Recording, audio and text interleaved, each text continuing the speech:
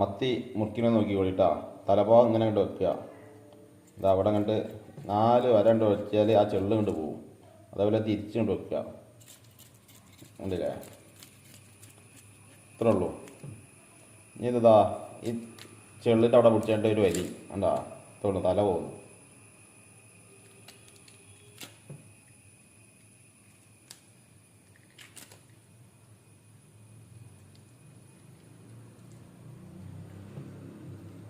ഇതാണ് മീൻ മുറിക്കാൻ ഇത്ര പണിയെന്ന് പറഞ്ഞ്.